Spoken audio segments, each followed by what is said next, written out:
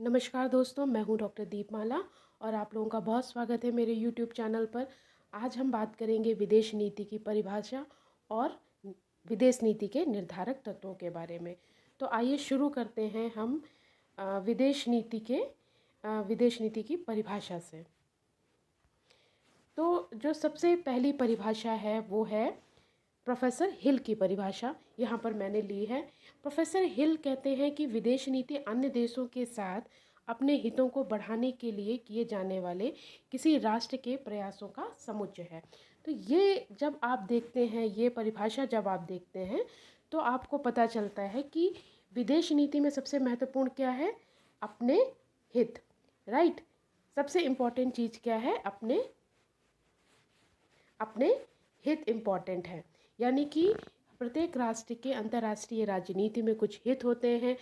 उन हितों को बढ़ाने के लिए किसी भी राष्ट्र जो कलेक्टिवली जो प्रयास करता है, जो उसके प्रयासों का समुच्चय होता है, उसको हम विदेश नीति कहते हैं। फिर इसके बाद जो दूसरी महत्वपूर्ण परिभाषा जो आपको देखने को मिलती है वो है फेलिक्स ग्रास की परिभाषा।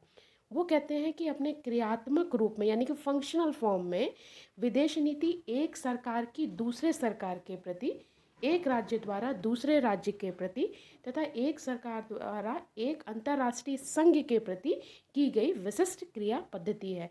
ये जो डेफिनेशन है फेलिक्स ग्रास की, ये और भी ज़्यादा इंक्लूसिव डेफिनेशन है, समावेशी डेफिनेशन है, क्योंकि ये एक ब्रॉडर प्रोस्पेक्ट को शो करती है। वो क्या कहते हैं कि अपने फंक्शनल फॉर्म में यानी कि क्रियात्मक रूप में विदेश नीति क्या करती है? एक सरकार की दूसरी सरकार के प्रति, यानी कि एक गवर्नमेंट दूसरे गवर्नमेंट के साथ इंटरेक्शन करती है, एक राज्य जो दूसरे राज्य के साथ इंटरेक्शन करता है, और एक सरकार जो होती है, एक देश की जो सरकार होती है, वो अंतर्राष्ट्रीय संघ यानी कि जो अंतर्राष्ट्रीय स्तर पर जो कुछ संगठन होते हैं उनके साथ जो इंटरेक्शन करती है, उसकी अपनाई गई विशिष्ट क्रिया पद्धति है। यानी कि एक सरकार दूसरी सरकार के साथ किस तरीके से इंटरेक्ट कर रही है, एक राज्य दूसरे राज्य के साथ किस तरीके से इंटरेक्ट कर रहा है, और एक सरकार दूसरे सरकार के साथ किस तरीके से इंटरेक्ट कर रही है। तो ये एक व्यापक परिभाषा आपको देखने को मिलती है।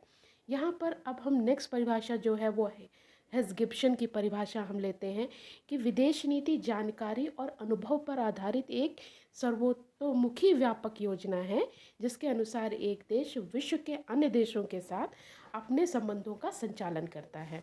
यहाँ पर जो चीज़ है वो महत्वपूर्ण चीज़ है वो ये है कि विदेश नीति जानकारी और अनुभव पर आधारित। यहाँ पर आपको ये चीज़ देखना बहुत ज़्यादा इम्पॉर्टेंट है कि जानकारी और अनुभव पर आधारित, जानकारी और अनुभव पर आधारित एक सर्वतोमुखी व्यापक योजना है। यानी कि विदेश नीति का जब भी जो भी निर्धारण होता है तो वहाँ पर अनुभव जो है, इंफॉर्मेशन जो है, वो एक महत्वपूर्ण भूमिका निभाते हैं।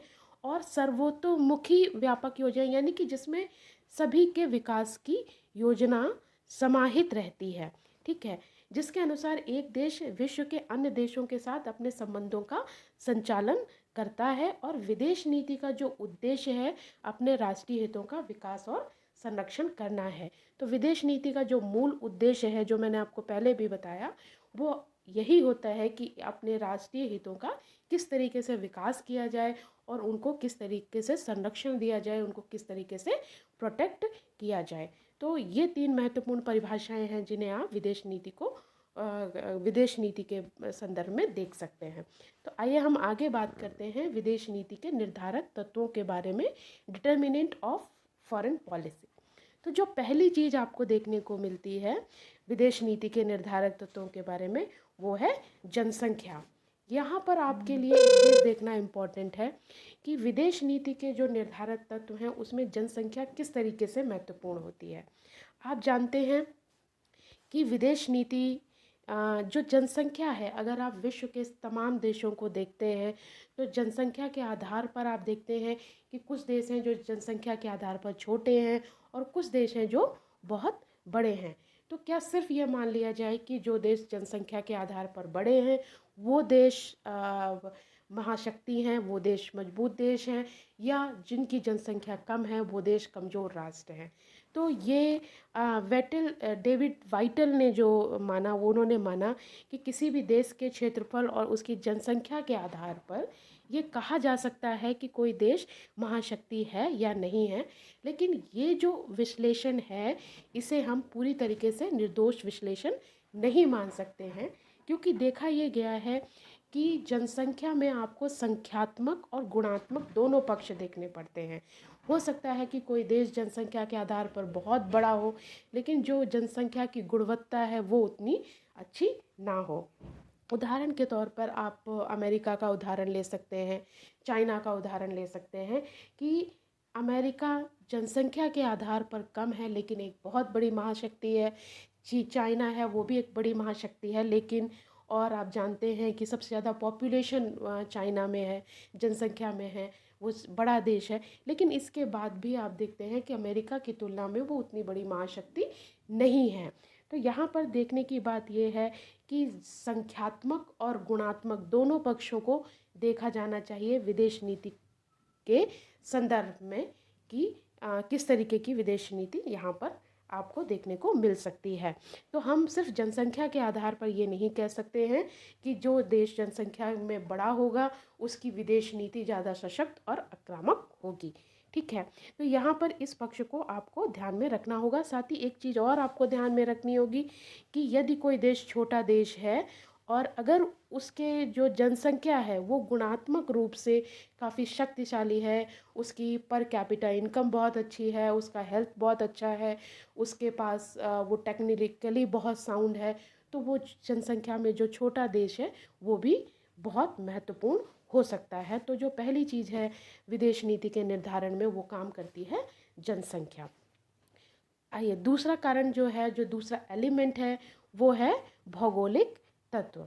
तो भौगोलिक तत्व किस तरीके से महत्वपूर्ण होते हैं कि विदेश नीति के निर्धारण में जो भूगोल है, जियोपॉलिटिक्स, जिसे आप राजनीति भी कह सकते हैं, वो बहुत ज़्यादा महत्वपूर्ण होता है।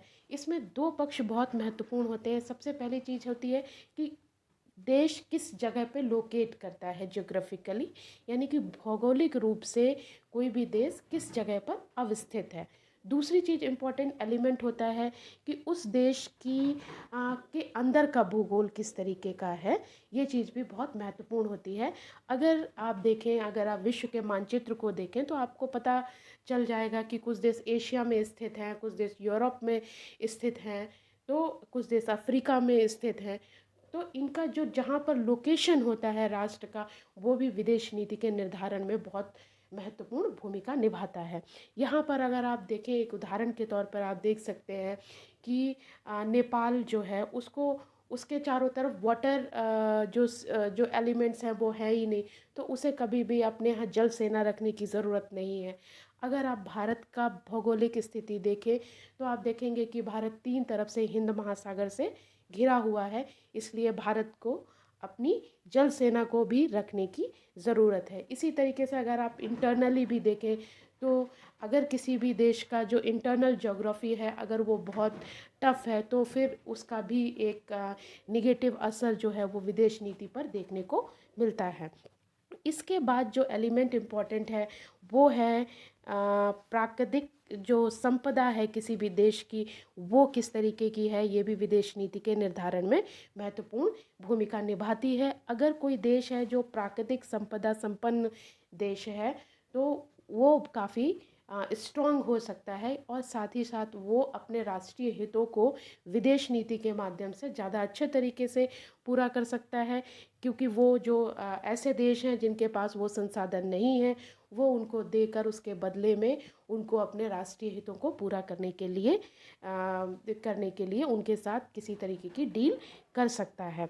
ठीक है, और जिस तरीके से आप देखते हैं कि आप देखते हैं ऑयल पॉलिटिक्स, आप देखते हैं तो अरब देशों में जो तेल संपदा है, तो जिस वजह से जो विश्व की महाशक्तियाँ हैं वो अरब देशों के साथ अच्छे संबंध स्थापित करना चाहती हैं। तो प्राकृतिक संपदा भी विदेश नीति के निर्धारण में महत्वपूर्ण भूमिका निभाती है। अगर हम अगला पॉइंट देखें तो वो है औद्योगिक और तकनीकी क्षमता।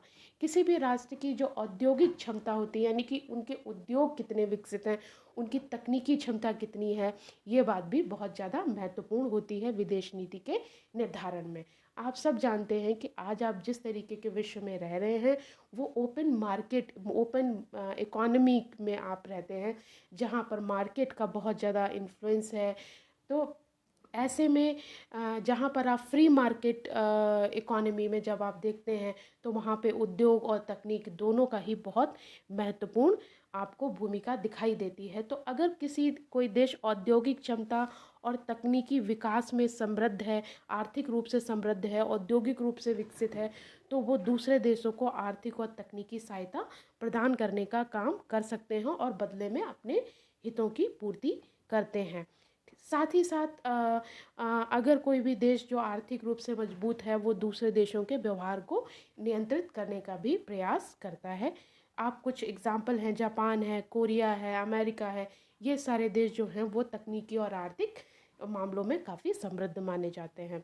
अब हम सैन्य क्षमता की बात करते हैं, तो विदेश नीति के निर्धारण में सैन्य क्षमता भी बहुत महत्वपूर्ण भूमिका निभाती है। दो इसके महत्वपूर्ण पहलू हैं, एक तो है राष्ट्रीय जो सुरक्षा है, उसको सुनिश्चित करने के लिए सैन्य क्षमता बहुत सैन्य क्षमता किस तरीके की है देश की, इसका बहुत प्रभाव पड़ता है।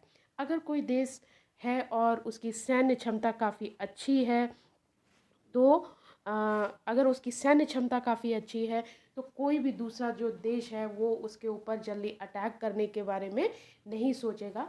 लेकिन अगर कोई देश जो है वो उसकी सैन्य क्षमता उतनी अच्छी नहीं है, तो जो दूसरे देश हैं वो उसके ऊपर हमला करने के बारे में सोच सकते हैं। तो राष्ट्रीय सुरक्षा की दृष्टि से भी सैन्य बल महत्वपूर्ण है। अगर किसी देश का सैन्य बल अच्छा है, तो उसकी जो नेशनल सिक्योरिटी है उसको प्रोटेक्ट करने में उसकी वो काफ़ी हद तक सक्षम है। तो ये एक चीज़ है। सेकंड चीज़ है कि जिस देश की का सैन्य बल अच्छा होता है, वो विश्व पर अपना वर्चस्व भी स्थापित करने का प्रयास करता है। शीत युद्ध के समय में आपने देखा कि जो दोनों महाशक्तियों में आपसी संघर्ष का कारण था, वो बहुत हद तक ये भी था कि दोनों ही देश बहुत सैन्य शक्ति के रूप में दोनों बहुत शक्तिशाली थे। ठीक है। और ये भी देखा जाता है कि जो देश शक्तिशाली होते हैं, वो उनकी जो विदेश नीति होती है वो काफ़ी हद तक आक्रामक होती है। ठीक है। अब हम नेक्स्ट देखते हैं कि क्या है भाषा, धर्म, नस्ल और संस्कृति। ये भी विदेश नीति के निर्धारण में महत्वपूर्ण भूमिका निभाते हैं। तो किस तरीके से है कि भाषा है, धर्म, नस्ल और संस्कृति जैसे महत्वपूर्ण जो तत्व होते हैं, वो विदेश नीति के निर्धारण में बहुत महत्वपूर्ण भूमिका किस तरीके से निभाते हैं कि जैसे आपने रंग भेद का आपने देखा होगा कि जिसके दक्षिण अफ्रीका को बहुत ज़्यादा रंग भेद के मामले में अंतर्राष्ट्रीय स्तर पर सुनना पड़ा। इसके अलावा जो आप मुस्लिम्स कंट्री देखते हैं, उनमें धर्म के आधार पर आप देखते हैं एकजुटता आपको देखने को मिलती है। ठीक है। जो संस्कृति है वो भी विदेश नीति के निर्धारण में महत्वपूर्ण भूमिका निभाती है। जिन देशों की सांस्कृतिक रूप से घनिष्ठता होती है, उनके संबंध सांस्कृतिक लेवल पर काफ़ी मधुर होते हैं और जिसका प्रभाव उनके दूसरे आर्थिक संबंधों पर, राजनयिक संबंधों पर भी पड़ता है। जैसे आप एग्जाम्पल के तौर पे आप देखते हैं दक्षिण एशिया का एग्जाम्पल ले सकते हैं, जहाँ पर भारत है, पाकिस्तान है, नेपाल है, श्रीलंका है। इनके बीच में एक सांस्कृतिक जो एलिमेंट है वो जुड़ता है और इसकी वजह से इसका जो एक इम्प्लीकेशन है, इसका जो इम्पैक्ट है, वो आपको विदेश नीति में भी नज़र आता है। तो जो भाषा है, धर्म है, नस्ल है और जो संस्कृति है, ये भी विदेश नीति के निर्धारण में महत्वपूर्ण भूमिका निभाते हैं। अगली चीज़ है जिसे हम कह सकते हैं विचारधारा है। विचारधारा की भूमिका विदेश नीति में बहुत अहम होती है, क्योंकि किस देश की व्यवस्था किस विचारधारा पर आधारित है, इससे ये तय होता है काफ़ी हद तक कि उसके मित्र राष्ट्र कौन से होंगे और उसके शत्रु राष्ट्र कौन से होंगे। तो शीत युद्ध के समय आपने देखा है कि विचारधारा के आधार पर ही पूरा विश्व जो था वो दो भागों में बट गया था। एक तरफ सोवियत संघ था और एक तरफ अमेरिका था।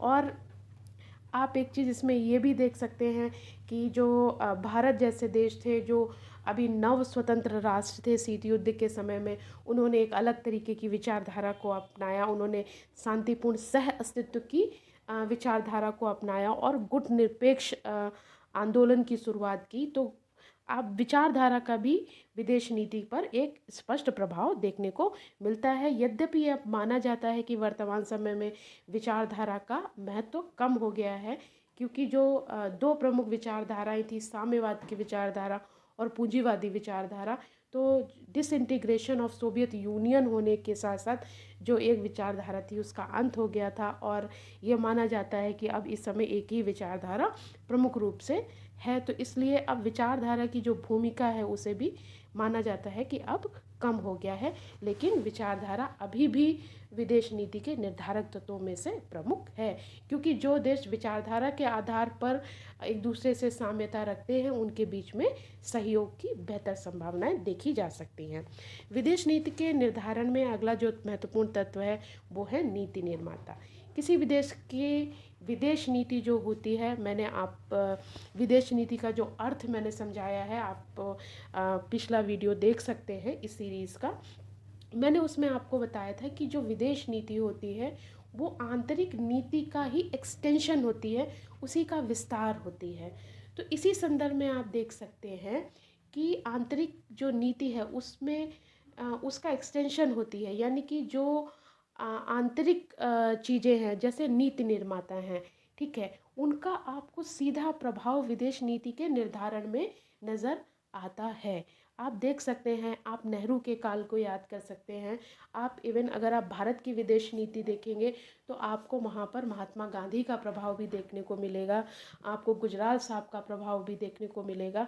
विदेश नीति में जब आप डिस्कस करेंगे, भारत की विदेश नीति पर मैं बात करूँगी, तो आपको गुजराल डॉक्ट्रिन के बारे में भी आपको देखना पड़ेगा। हम अटल बिहारी वाजपेयी जी के समय की विदेश नीति भी देखते हैं।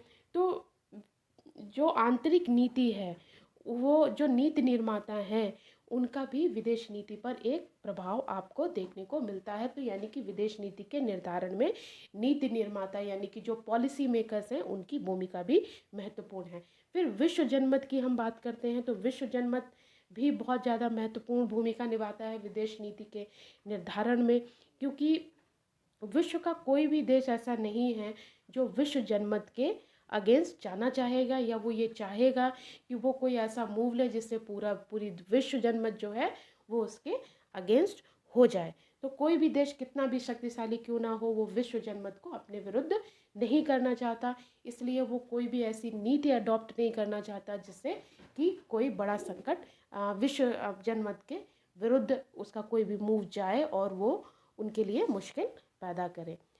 जो आखिरी जो कारण है नीति निर्धारित जो आखिरी एलिमेंट है विदेश नीति के निर्धारण करने में, वो है विश्व संगठन। तो मूलतः जो विश्व संगठन की स्थापना होती है उनका उद्देश्य विश्व शांति होता है और आपसी सहयोग और विकास को सुनिश्चित करना होता है। तो लगभग विश्व का हर देश जो है वो विश्व संगठनों का हिस्सेदार बनना चाहता है। विश्व संगठनों का सदस्य होने के नाते देशों को कुछ मर्यादाओं का पालन भी करना पड़ता है। तो काफ़ी हद तक जो विश्व संगठन हैं और उनकी सदस्यता लेने के कारण जो विदेश नीति है देशों की वो काफ़ी हद तक अनुशासित होती है। तो हमने आज देखा कि विदेश नीति के निर्धारण में कौन से निर्धारक तत्व हैं। एक बार क्विक रिकैप मैं आपको बता देती हूँ। सबसे पहली चीज़ थी जनसंख्या, राइट, जहाँ पर हमने बात की संख्यात्मक और गुणात्मक पक्ष की। फिर हमने भौगोलिक स्थिति की बात की, प्राकृतिक संपदा के बारे में हमने डिस्कस किया, औद्योगिक और तकनीकी क्षमता के बारे में बात की, सैन्य क्षमता के बारे में हमने बात की, भाषा, धर्म और नस्ल और संस्कृति का क्या एलिमेंट है इसके बारे में हमने बात की, विचारधारा के प्रभाव को देखा, नीति निर्माता किस तरीके से विदेश नीति के निर्धारण में भूमिका निभाते हैं, हमने इस बात पर चर्चा की। फिर हमने विश्व जनमत और विश्व संगठनों के बारे में बात की कि वो विदेश नीति के निर्धारण में किस तरीके से भूमिका निभाते हैं। तो ये 10 प्रमुख एलिमेंट हैं जो कि विदेश नीति के निर्धारण में भूमिका निभाते हैं। आपको उम्मीद करती हूँ कि आप लोगों को सारी चीज़ें क्लियर हो गई होंगी और अगर आप लोगों को ये वीडियो अच्छा लगे तो प्लीज़ इसको लाइक और सब्सक्राइब करना ना भूलें। अगर आप पहली बार आए हैं तो आप इसे सब्सक्राइब कर लें, और इस सीरीज़ की जो भी और भी वीडियोज़ हैं प्लीज़ आप उसे भी एक बार वॉच करें और इसको शेयर करना ना भूलें। Thank you so much.